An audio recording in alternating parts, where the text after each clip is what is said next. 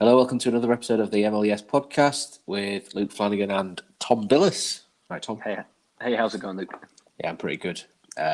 Round two of takes.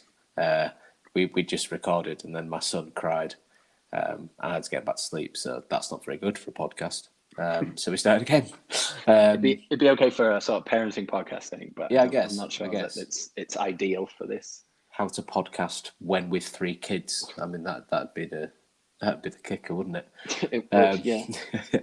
But we've not recorded for a little while. There's just been so much football and life and everything. But yeah, I mean, we're looking at a summer that had the rescheduled Euro 2020 tournament, which was really good, apart from the final, which we won't talk about. Then also the Olympics is ongoing right now. The men's national team from the US didn't qualify, and England obviously doesn't participate as England. It does have a Team GB for the women. The US women's national team started off with a really surprising defeat, but is now now look like they're going to qualify. I did have to laugh at that. I didn't find it as funny as you, but I think it was more about the arrogance of them going into the game, thinking it would be easy, and then Sweden thought. Well, Sweden were the last team to beat them, and I think prior to that they were on an unbeaten streak of at least 40 games. So, they're a good team. Probably good to lose early to remind themselves that they actually have to bring their A game, but potentially. There's also the Copa America. There's the Gold Cup, which is ongoing, which has a lot of MLS players at it. And then there was also the CONCACAF Nations League. So it's been a lot. It's been a summer. It really has, yeah. And I'm a teacher. I'm on break for another week. Just going to enjoy the Gold Cup US quarterfinal this Sunday. They're playing Jamaica. Should be a good one. But yeah, MLS. Let's start with that, as that's the whole point of this bloody thing. So I thought what would be good is to catch up with a few teams in the East and a few teams in the West, because it's been a hot minute since we've chatted about this, and I think you and I actually have quite a lot of the same talking points. So I was going to start with the East, if that's cool with you. Yeah, you go for it. Yeah. Okay. So sitting atop of the Eastern Conference right now is New England Revolution. I think they've pretty much been there or thereabouts all season. Yeah, they've had a good start, to be fair. They have scored 28 goals this season. Carlos Hill is on 9 assists, which is twice as many as anybody else, pretty much.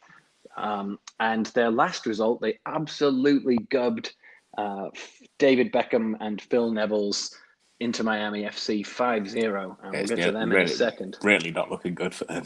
Yeah, well, maybe we could go there if you want. But the Revs certainly seem like the team to beat. They've been playing very well, getting lots of goals, not really conceding a great deal. And the last time we spoke, the East was kind of all sort of neck and neck. It was hard to pick any one specific team that was running away with it. But since that time, it seems like the Revs are really pulling away. Worryingly, the Rapids have to play them second to last or something in the season. So it could be a decider. But I mean, they're unbeaten at home, aren't they? I think they've only lost once. So it's not ideal. But yeah, kudos to them. They've been playing very well. And obviously 9 assists at this point of the season is pretty good going. So we did highlight Carlos Hill as being one of the key players for them. And that's definitely come to pass. Also, sticking with the East, let's hop from the top to the bottom. From the top to the bottom. Inter Miami. Oh my goodness, what's going on there? I think not an awful lot into the opposition net. I think the answer is Phil Neville. Yeah, I mean they've only scored 9 goals this season, and regular listeners will know that it's kind of a mania of mine to keep track of teams that don't score very many goals. We'll get to that in a bit. Even Cincinnati have 8 more than Miami do. So I mean, they've lost the last 6 games. They're totally bottom of the East. It's really not looking good. To be fair, they haven't won at home, have they? I don't think so. The only victories have come away from home. 2 wins all season. To be slightly fair, they have about 3 games. They have 3 games in hand on the Revs, they've played the most. They've played 12. Yeah, so they're at least 2 games behind the majority of the teams in the Eastern Conference. They're even bottom on points per game because it's 0.67. So yeah, I mean, I think hopeless is being a bit generous. Higuain has scored 5 goals for them. in 8 appearances. So he's still banging them in, I guess. Yeah, but I mean, if he has an off day, who else you got? And that's kind of the thing, isn't it? They just don't look like an outfit that are going to impress anybody. No, and I don't know what Phil Phil Neville's philosophy seems to be, because he wasn't popular when he was England women's national team manager. But he seemed to try and adopt that sort of Jose Mourinho siege mentality, where he's coming in saying everyone wants me to fail. I'm not sure anyone actually wants you to fail, mate. I don't think anyone knew who he was over there, to be honest. Especially with the English women's team, I'm pretty sure everybody was hoping they'd be very successful indeed. So it's got a bit of a chip on his shoulder, perhaps. But it's definitely not working out there. And you've got to imagine that 6 defeats on the spin, he's going to be looking over his shoulder a little bit. There's been a couple of high-profile coach changes in Atlanta as well. Yeah, that was an interesting team one. who seem to be. So they're sitting in 10th with 14 points, which is 6 more than Miami, who are on the bottom, but they're well outside the playoff places. Another 6 points above them, so they're not looking good for playoffs. They just sacked Yep Stem and Heinze. Oh, sorry, Gabriel Heinze. Yeah, excuse me. I think Yap Stam's actually at Cincinnati. Yeah, no, you're correct. Yeah. They are like 10th and 11th, so Well, so that's the second. Ronald de Boer was there, or Frank de Boer. Frank de Boer was there last year. Frank de Boer was there last season, and that didn't really work out. And then we're talking about 2 pretty high-profile former players, if not coaches. Obviously, de Boer was managing the Netherlands national team at the Euros just now. 2 mixed reviews. Yeah. He's not super popular as a coach. No, he's not. He didn't even win a Palace game, did he? When he was in charge of Crystal Palace? No, to be fair, he only got 4 of them or something. He wasn't. I think it was 7 or 8. But yeah, you're right. It wasn't. It was like 2 months or something. It wasn't a big sample size, but Premier League does like to pull the trigger quite quickly. But I mean, Atlanta, right at the end there were reports coming out that Martinez was being made to train on his own, and you see. It's really always dangerous. It's not going to go well for you if you've got your star player, because who are they going to choose? Are they going to choose the new coach, who seems to be a my way or the highway guy, and he's just sidelined, one of the best players, if not the best player in the entire competition? I know he's working his way back up from injury, and he scored a few goals, hasn't he? But he hasn't hit the form again that he did have. But he's had a year-long injury that he still needs to get out of his mind, I think. Yeah, whenever I think about players that get long-term injuries like that, I think of 2. I think of Aaron Ramsey, Arsenal. No, the other I was going to say is Luke Shaw, actually. I was going to get to in just a second. But Ramsey, I mean, both those players had terrible leg breaks. Yeah, and Ramsey needed at least another 18 months after getting back to fitness before he was like the confident player he was before the injury. I think we expect these guys to just immediately bounce back and be at the exact level they were at before. But I mean, you and I have both played enough football at a basic level to know that if you hurt yourself, you're like pulling out of things and you're not fully committing to challenges. And these guys are playing at the highest level, and also their injuries were terrible. I mean, Luke Shaw, for me, was one of the best players for England this tournament. Yeah, he was superb. He was really good. And Aaron Ramsey, I love. I've got some Arsenal bias kicking in a little bit, but so I always think that we're just so desperate for these guys to get back to the top level right away, and it just doesn't happen that way. But he's played 4 games and come on as a sub in another 4. So out of an available 14 games, he's managed about 400 minutes. So still early days in his recovery, but it's never a good sign when your coach is making your star player train alone, because that's pretty much crunch time at that point. And if you're top of the league, I guess that's one thing, but if you're in the middle, it's quite another. It's interesting to see just how far kind of Atlanta have fallen since Gerardo Martino left. Yeah, so he left on a high because they just won MLS, haven't they? Yeah, and that team was sensational.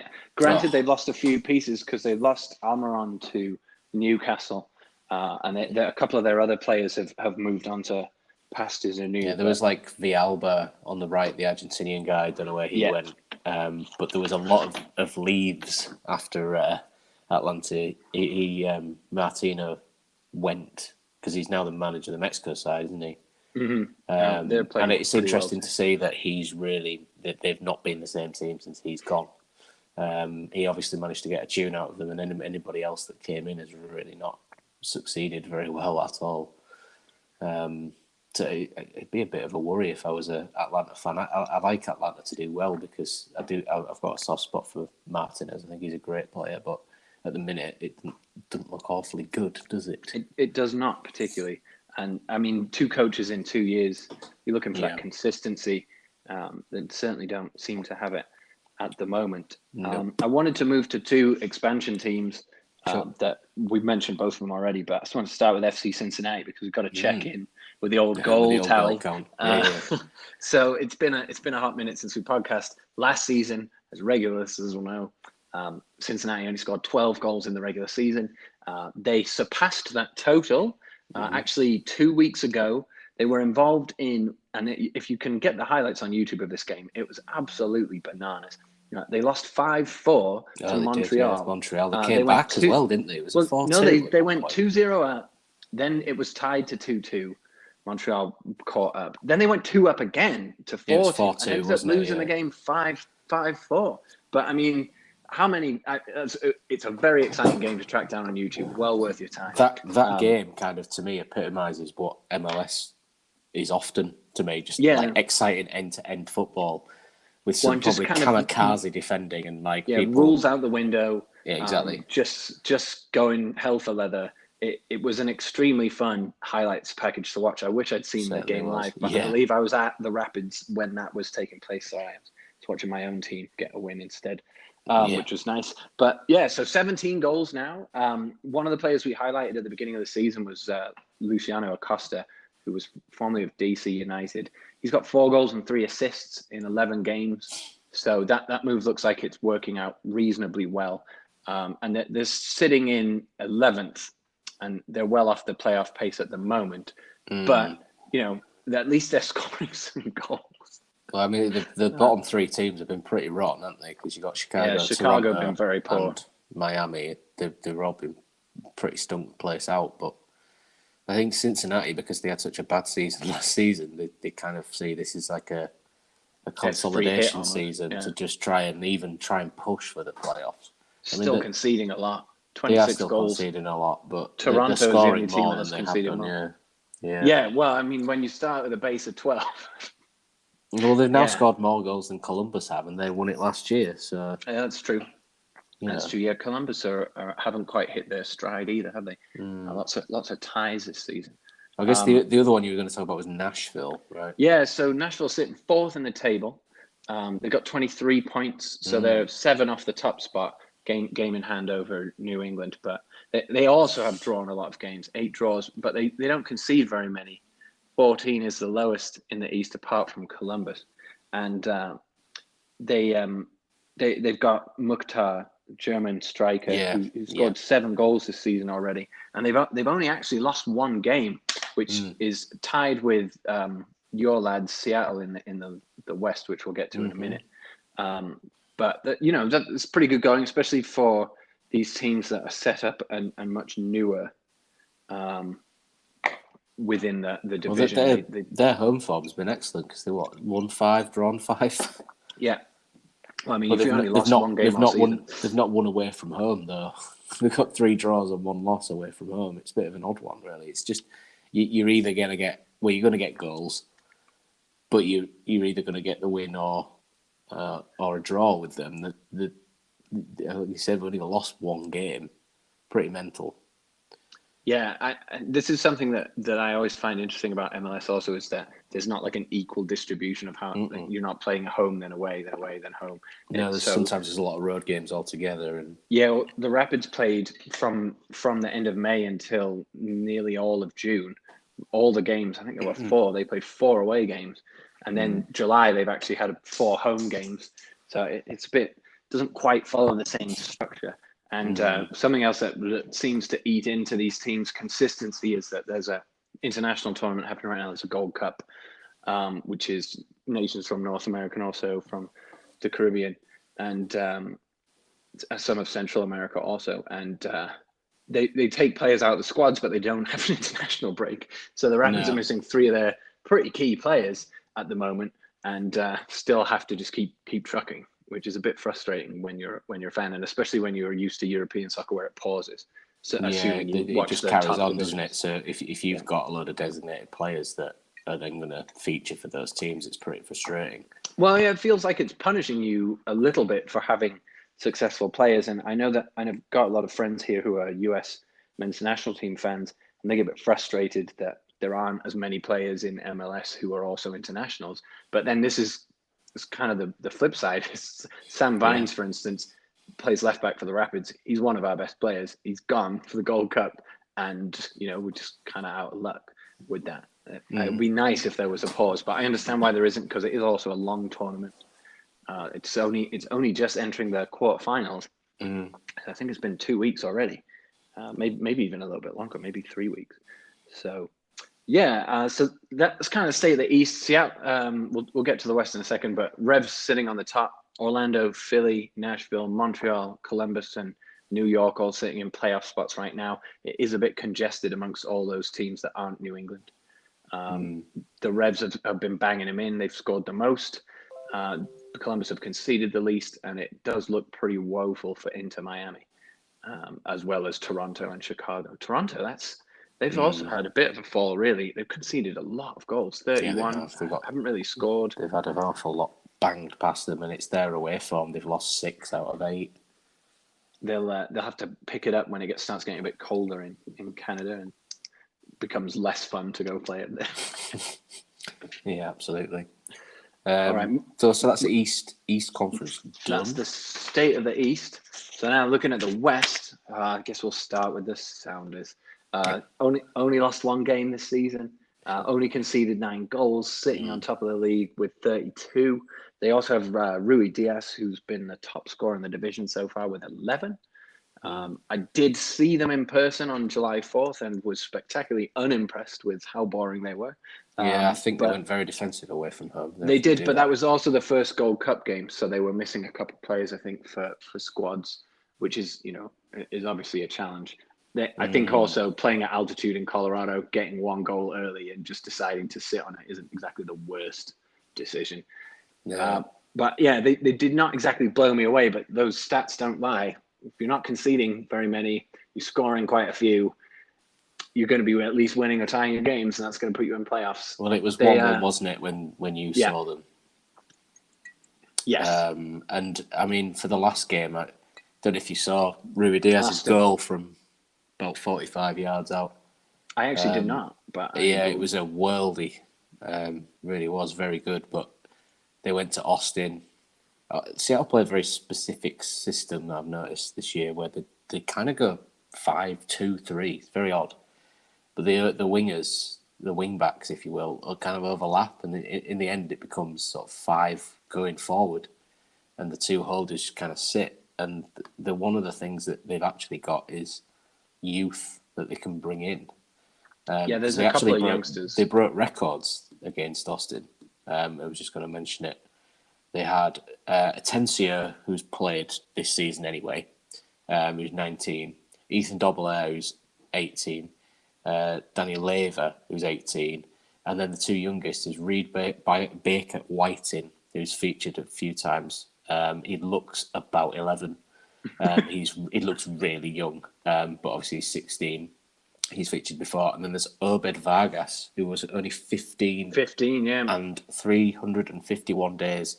So he is nearly 16. But they obviously have a good kind of Sounders 2 team, and then they've got links with Tacoma Defiance as well, because basically with injuries, international duty and suspension, they basically were screwed. So they qualified for extreme hardship, and then they also kind of added some loan players, like short-term loan players in there from Tacoma. I think that Obed Vargas also, he's 15.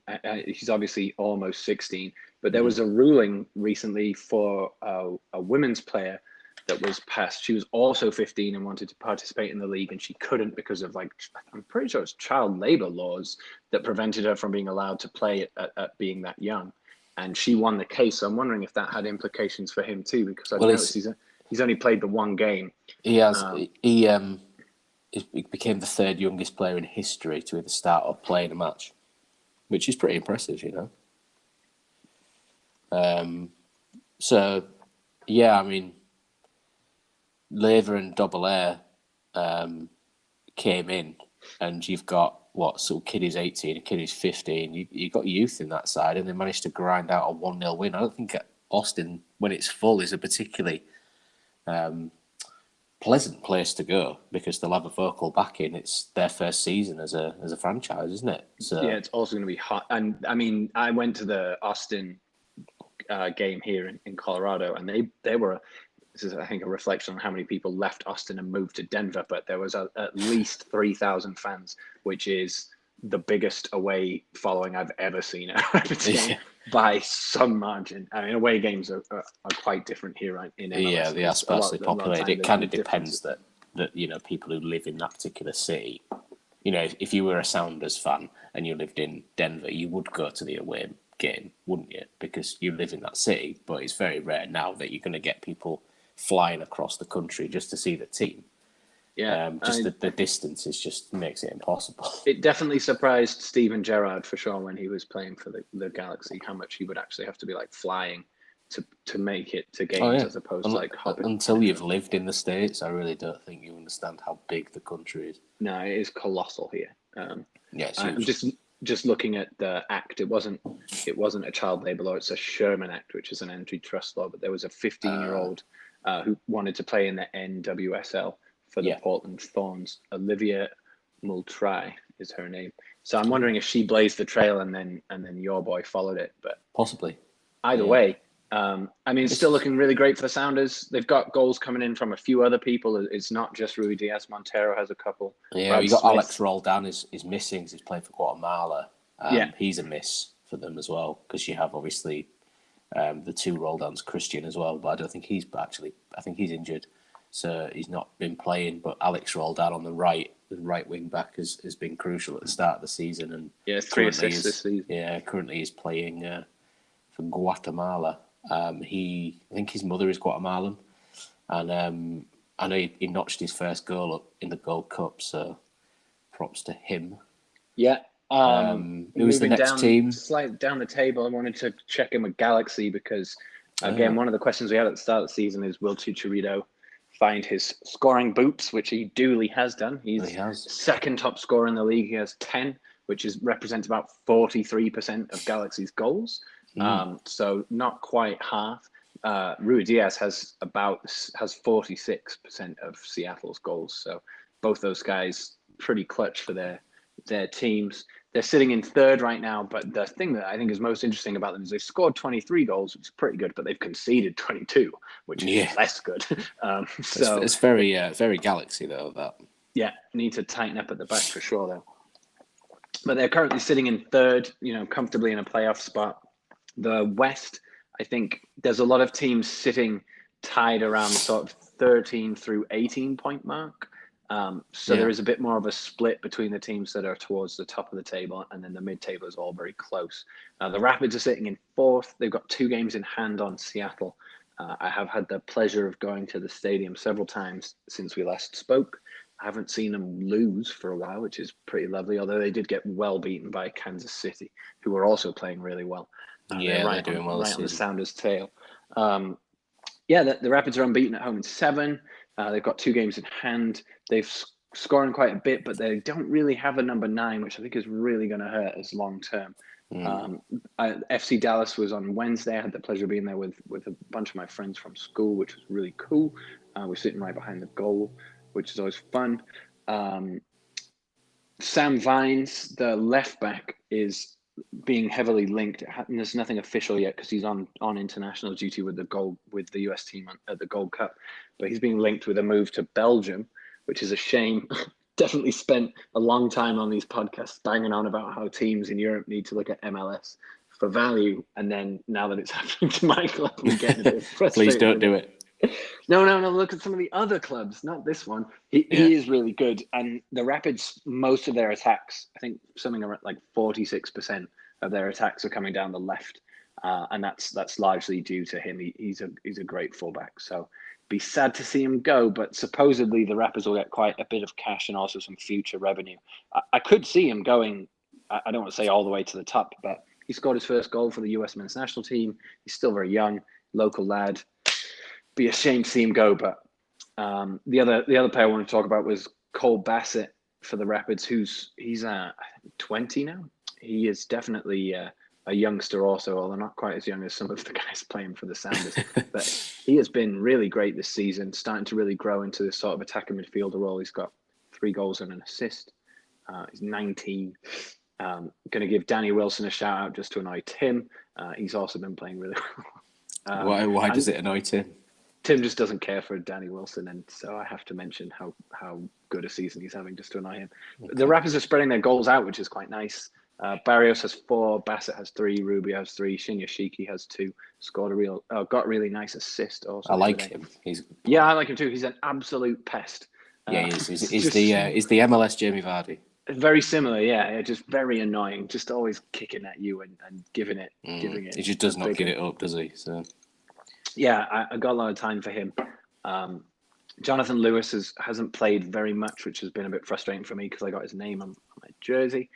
But he's away with the men's national team at the moment, so hopefully when he comes back, he can get more starts. He's like 7 sub appearances. Like to see him start. Anyway, this ends the Rapids moment on the podcast. I'll rein it in. The other team I wanted to check in with is another team sitting just below the Rapids, the LAFC. Yeah, I think they're doing pretty well. The last 6 games, 4 wins, 2 losses. They've got. I would suggest they're not quite firing on all cylinders yet. Vea has 3 goals and 4 assists. Rossi has 5 goals and 1 assist. But they just doesn't feel like they've quite clicked this season in the way that they were playing last season. They were one of the division's best teams last year. So worryingly, I'm sure they'll kick on in the second half of this season. But yeah, FC Dallas is sitting on the bottom. It's not really seemed to work out very well for them. They had a coaching change because Oscar Pereira went to Orlando, I believe. So they've had a shift in management. Not sure that that's working out so far. Not scoring very many. Yeah, it's much. It seems to be much tighter at the top of the West than in the East. The East seems to be much tighter in the middle. So Kansas are a really good team. Galaxy are always dangerous. The Timbers they haven't been playing quite so well this season, but they're still there or thereabouts. There is a lot of pressure on their coach. I seem to see on all the Portland message boards and fan groups and stuff. They all seem to be calling for his head, but I mean, it's quite inconsistent. Yeah, I mean, what, 1-6, lost 6, drawn 1. Yeah, you either get a win or a loss. That's really. That's it. And then Minnesota United have kind of turned it around after their poor start. Yeah, they didn't start too well, did they? But they clawed it back a bit. Still got a negative goal difference, but they've got 5 wins, 5 losses, 3 draws. Yeah, so again, it's kind of either going their way or not going their way. But race for the wooden spoon is what? Race for the wooden spoons, Miami, Toronto, or Dallas are pretty poor. Yeah, Vancouver and San Jose are both down there too. Yeah, both on 13. Austin are on 13 points as well. It always feels a bit harsh to be so critical of a new franchise team in comparison. I mean, FC Dallas, it's been kind of bigged up quite a lot because a lot of their youth players have been picked up by European teams. There's been at least 3 or 4 of their youngsters that have been either trialing or gone out and been signed by Bayern, Juventus. So, you know, their academy is well celebrated, but they are really not having a good season, and they were absolutely hopeless on Wednesday. Yeah. They didn't really do anything. The only time they had a real chance was when Yarbrough, our keeper, decided that what he wanted to do was play a short clearance to one of their players, which wasn't not ideal. Yeah, so I mean, the Sounders and the Revs are still the teams to beat. I would be a little bit afraid of playing Orlando or Philly right now because they both seem to have their houses in order. Quietly confident about the Rapids, at least making playoffs. Really would like us to sign a striker though. Just looking at goal scorers, Ruiz Diaz and Chicharito are the only 2 in double figures, but Kansas City have Saloy. Boo at New England and Buska both have 7. New England banging him in for fun at the moment. Nani is also up there, which is, if you're looking for Premier League also rans, Yeah. he's there. And Ola Kamara has 6 for DC United. He's a bit of an MLS journeyman, but he is. He's played for a lot of clubs, hasn't he? He has, yeah. He was at Columbus, and he's definitely been at least, I would guess, 4. Over or under on that? Let's see. I remember DC signing United, him LA on Galaxy, FIFA. Columbus, LA Galaxy, DC United. So 3. That was 1. Yeah. Well, he seems to be the first one who's traded at the end of the season. Yeah, which is a shame. He had a really great season for Columbus in 2017. He got 19 goals. It's not been quite as prolific since then, but he's got 6 this season so far.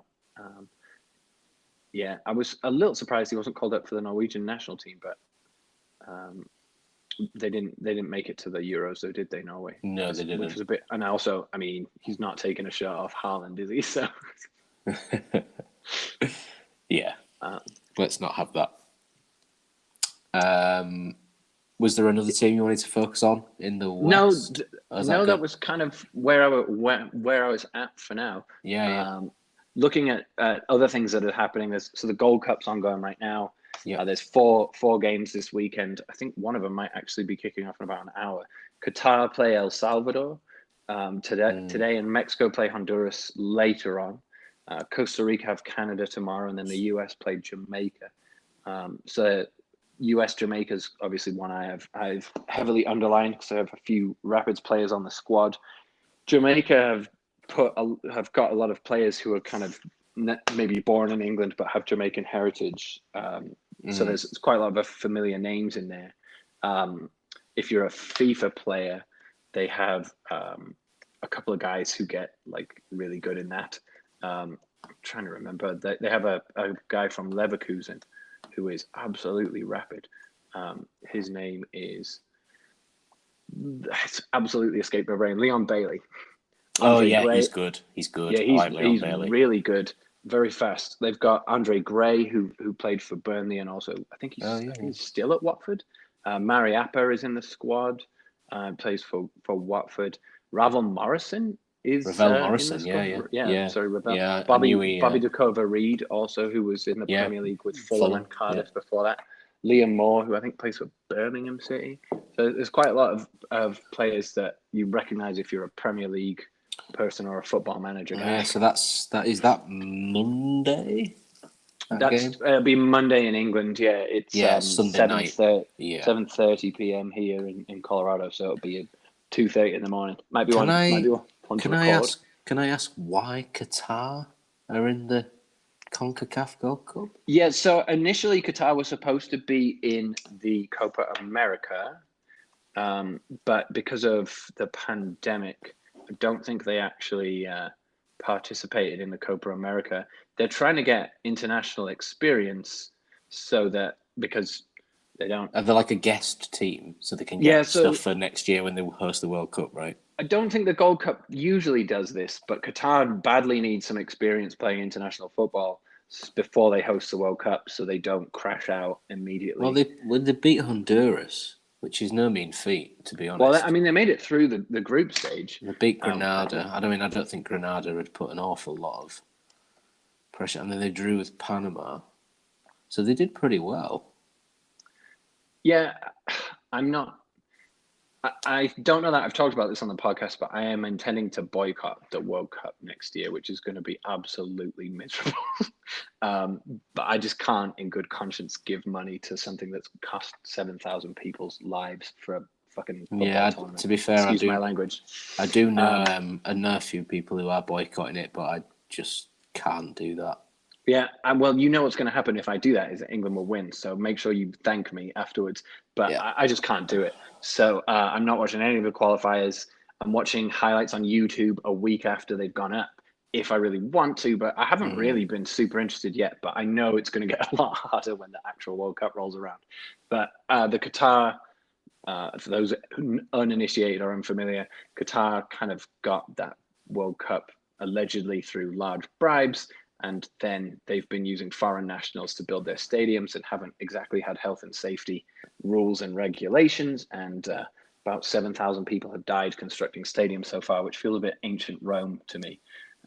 Yeah, potentially. And I do sometimes think when Qatar got the World Cup, Mayor Quimby was involved in some way, shape, or form with his kick racks and slush funds. I'm sure he was involved in that somewhere. But it was a dodgy deal, clearly, because Infantino replaced the previous head of FIFA, whose name escapes me, but he got it was Sepp Platini, Blatter. wasn't it? Platini briefly, but Platini briefly, but it was just, it's corrupt all the way from the top to the bottom, really. Just the bidding process is dodgy as it's all about who you know and who you do deals with, and lots of suitcases of money. I feel like get exchanged. But it's even having said all that, the World Cup is traditionally a summer tournament. It's going to be moved to the winter because Qatar is the desert and it's quite hot there, so they say. They're going to have to rearrange the whole calendar, which has already been pretty disrupted the last 2 years because of COVID. I just can't in good conscience get behind it. So I'm going to be sitting out. But Qatar, and I'm just checking, don't think there's any other teams from outside of the usual group. No, there isn't. Well, Suriname and Guadeloupe are both South American countries, but I'm not sure why they are. Guadeloupe's Central America, isn't it? We're about to do some basic geography here. I thought it was a Caribbean island. You might be. No, you're correct. It's also French affiliated. I thought Suriname was similar. I thought that was off the coast of, like, there's a couple of teams that are participating. No, Suriname is in mainland South America. It's next to Guyana and French Guiana. But so I'm not sure exactly how that works. Maybe there was a pre-qualifier or something, I guess. I don't know. I'm wondering also if just they didn't make it to the Copa America, but they are able to participate. I mean, I'm all for more teams participating in soccer tournaments. It feels a bit weird for Qatar to be there, but they were definitely supposed to participate in the Copa America alongside, I think, Japan. And then because the Copa was a disaster for COVID also. Yeah, I mean, it got moved once, and then the entire Venezuela, the entire Venezuelan squad got sent home as well. They had to send 23 new players out. It was supposed to be in Colombia initially, and then there was some political unrest in Argentina. Colombia, so it moved to Argentina. Argentina moved it because of COVID. Brazil took it, which makes no sense because Brazil's COVID numbers are even worse than Bolsonaro. It's kind of just a huge international soccer. It's just a cold, wasn't it? It's just a cold, he said. Then he got it, didn't he? Quite ironically. He had to go to hospital because he had hiccups for 10 days. He's a very odd person. I mean, hiccups for 10 days would be like torture, like absolute torture. God. Anyway. How would you sleep? Anyway, sorry. That's so, neither here nor there. So just a recap of those quarters. So we've got Qatar, El Salvador, Mexico, Honduras, Costa Rica, and Canada, and then the US played Jamaica. Just taking a look at some of the players that hasn't been the most. There's not been like one player who's been running away with goals so far, but there's Kyle Larin, who's Canadian. I'm not sure if that's Silas. Was it Lauren? Yeah. He was playing in MLS, but I'm not sure that he is anymore. I think he got transferred to Turkey. He used to play for Orlando City, but now he's at Besiktas. And he scored 3 goals. He's currently the tournament leader for goals. I wanted to talk about DK just for a minute. Daryl DK. Yeah, so he was on loan at Barnsley last season, and I think he got 9 or 10 goals, and he looked good for Barnsley. Came back to MLS with a very large price tag on him. I'm not sure if anyone's going to take Orlando up on that, but he does look really good. He kind of reminds me, and this isn't going to be a flattering comparison initially, but similar to Josie Altidore in that he's like... it's the stature and the presence. Yeah, well, he's very physical, very hard to get off the ball. Quite low center of gravity, very powerful. He's got 2 goals for the US, but he looks really good. And he looked good for Barnsley last season too. So I'm wondering if anyone's going to take a shot at him. I think they're talking about $20 million being the price tag, which is obviously not cheap. But is it still the case where you have to pay the league and not the player, not the club? I think the club would take a portion of that, and the league would take the rest. Yeah. But then depending on how that breaks down, the club can use it to either sign more players with transfers, or they can reinvest it into the club, so they can put it into the academy, or just pay everybody more. Yeah. It's a bit confusing with MLS's salary Its and salary transfer deals. structure is just a bit strange, isn't it? It's certainly strange compared to England, but then you're not ending up with like Alexis Sanchez on 350 grand a week, which is probably a good thing. Yeah. But the US scored against Canada. They scored their fastest goal in history. It was 20 seconds, Yep. basically from kickoff. Yeah. And the US has been fielding a team. I think I may be wrong about this, but I think it's the youngest team they've ever played in terms of experience. I think the average was 5 caps, and there were 2 players who had sort of 16 and 25, so they were pulling the average up quite a bit. The Gold Cup is obviously, it's not quite to the same standard as some of the other tournaments, like the World Cup or Yeah. even Copa America. So it's a good opportunity to blood in some very young players, which the US national team has duly been doing. The other tournament that took place at the beginning of June was the CONCACAF Nations League, and that was actually in Denver, which was awesome because that meant I got to go to one of the games. My friend Daniel got married on the second game, so I was at that wedding, which was the final. Yeah, it was indeed. It was a very awesome wedding. Great time. But it meant the game that was taking place was the final. USA Mexico, always a tasty rivalry. Oh yes. The US went 1-0 down, but managed to win the game 3-2. But the highlight of the game probably was a goal. There had to be a goalie switch. Zach Steffen, who plays for Manchester City, got injured. He pulled something in his quad, I think, but he had to go off. And Ethan Horvath, I think he's 24-year-old goalkeeper, came on. He's actually a hometown guy, or at least he's from Colorado, Highlands Ranch, I believe. Daniel, whose wedding it was, has had the privilege of training with him, which I think was pretty exciting. And he's just recently joined Nottingham Forest also. He came on and saved a penalty, which is his 3rd penalty save for the US. Yeah, I saw it was a good save as well. It was, it was a very good save, and it was right in front of the Outlaws, the US rabid fan base, and as a hometown boy, it was obviously pretty exciting for him. So the US went on to win that game 3-2. There was some pretty disgraceful behaviour by the Mexican fans as well. Yeah, I didn't see that, but it was an bottles interesting thrown and all sorts of stuff. All right. Yeah, it was bad. They also there is a common chant for when a goalie is running up to take a kick, which is kind of a homophobic slur that they had to pause the game and announce over the loudspeaker not to do it, please. But they didn't end up stopping the game, so I think it either quietened down or they just started ignoring it. But I think, I could be wrong here, but I think Mexico is going to experience some sanctions for that. Yeah, I'm sure they'll have to play behind closed for doors. The next qualifiers. But it was kind of a unique setup for the previous game, the game I was in attendance for. And I don't know that this would ever happen in England or in Europe, but they played 2 games kind of back to back. So the US played Honduras, and then Mexico played Costa Rica. So 1 ticket got you into both games.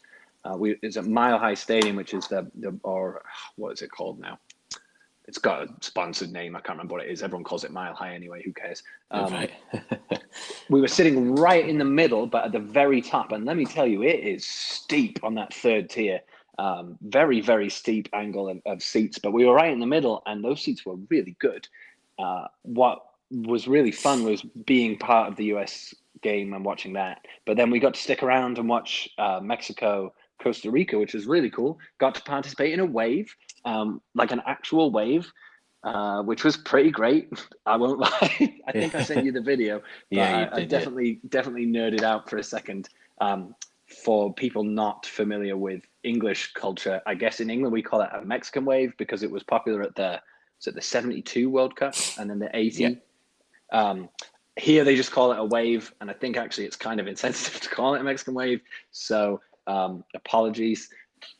That's just how I learned that it was called, but it's clearly not correct. But it was really fun to be part of an actual wave with Mexican fans. That was really fun.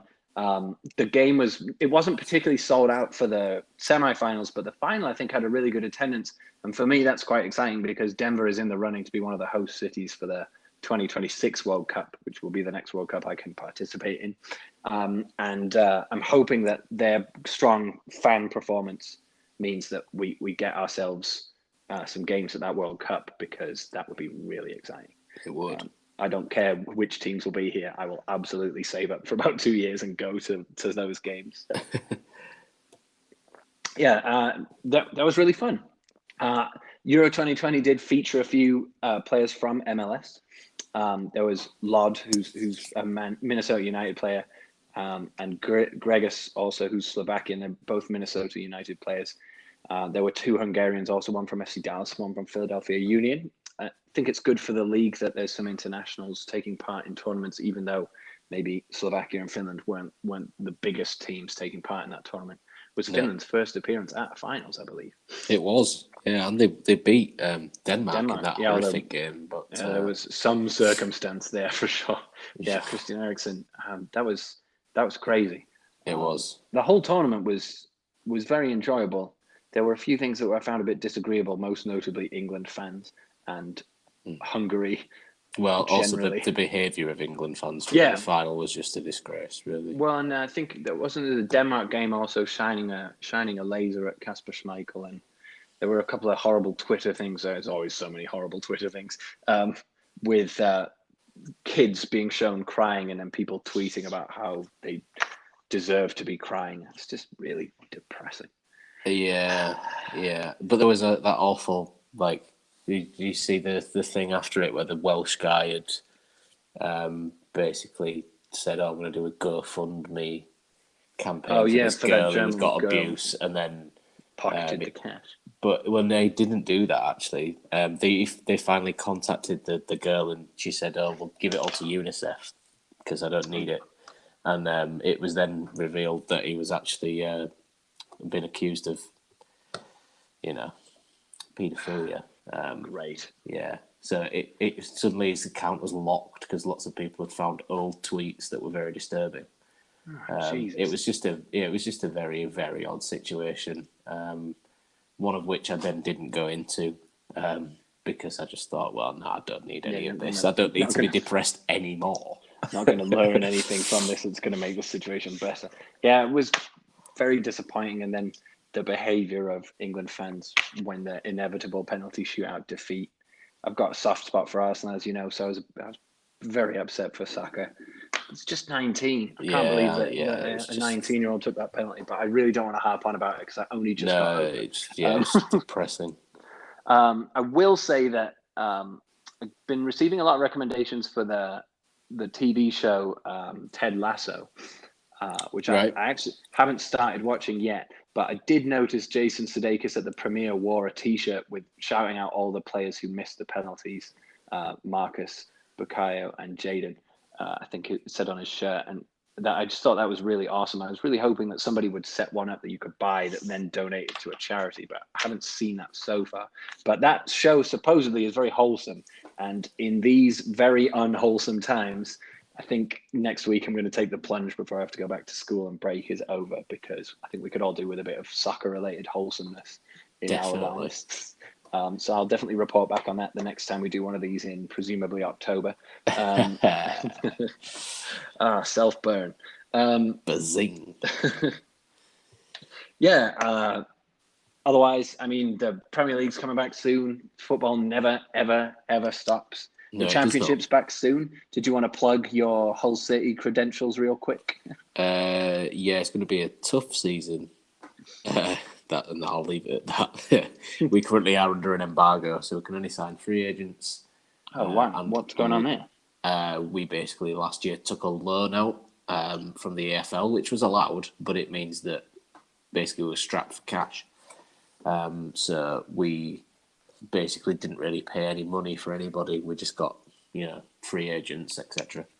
And until that loan's repaid, we are stuck under that embargo of loan players, maximum 6 months, or free agents.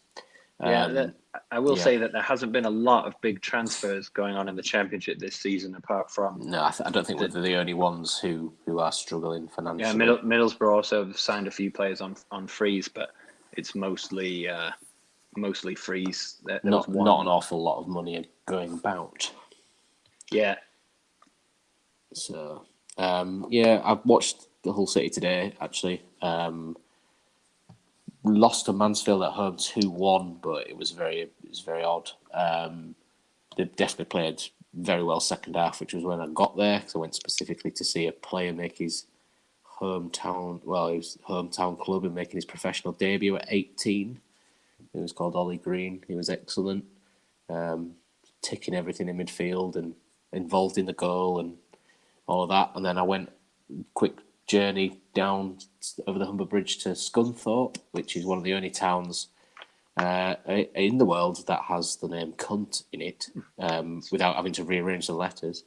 And we had Tom Huddleston play as a trialist. So, Oh wow, formerly of Hull City, wasn't he? so he came back today and wore the number 23 shirt. Whether that means he's going to, because he's a free agent, he hasn't played for Derby since early 2020. So whether he comes back and signs a year deal with lower wages than he previously thought he might get, it's probably a possibility. He was clearly not that fit, but still very good with the ball at his feet, as you'd expect. So, Yeah, he's always had that kind of deep lying playmaker credentials. I it's think just he's the kind also of lazy way he strokes the ball, but gets so much power on it.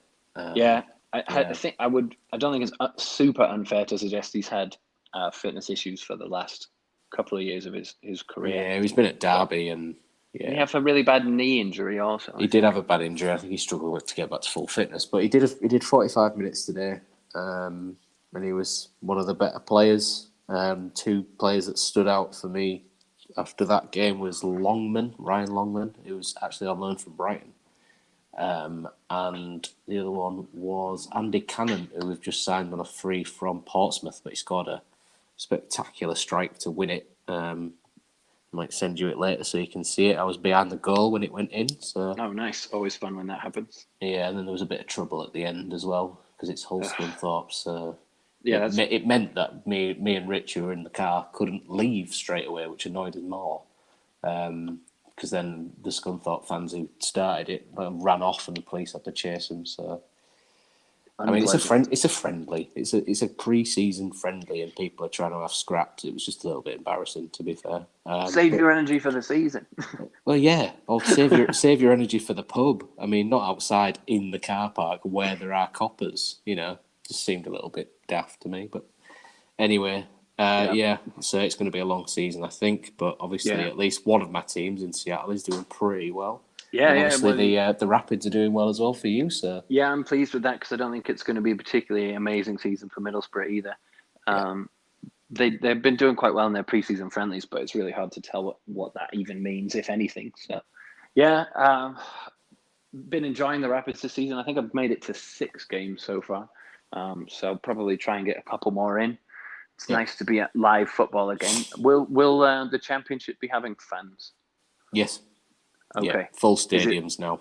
All right, yeah, because the pandemic's over, yeah. Yeah, well, apparently, but yeah, British Freedom Day. A lot of people have been double vaccinated, and then the government made the very silly thing to say you need to be double vaccinated to get into these particular places come September, which has obviously caused a whole lot of uproar. So we won't get into that either. Yeah, please, let's not. Because it just makes me it makes my head boggle that people don't think getting a vaccine is a good idea. But anyway. Hey, quick question. Do you know anyone who's had polio? Yeah, actually. Oh. I do. And it doesn't really matter, but yeah, I mean, I was really hoping you were going to say no, so then I could say, well, it's probably because vaccines are eradicated. No, I'm very sorry. It's because the vaccine wasn't around when they got it. Okay.